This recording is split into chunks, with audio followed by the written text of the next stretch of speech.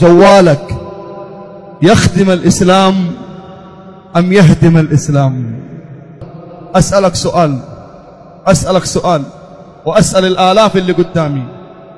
دليل بسيط بس. جوالك هذا اللي في يدك، جوالك هذا اللي أعطاك إياه الله عز وجل، وفي شريحة وفي اتصالات وفي رقم سري، ما حد يدري أنت مخزن رقم من، ما حد يدري إيش الروابط، إيش الصور، إيش المقاطع، إيش اللي جوة هذا الجوال إلا الله. أسألك بالله سؤال، جوالك يخدم الإسلام أم يهدم الإسلام؟ سؤال، جوالك يخدم الإسلام أم يهدم الإسلام؟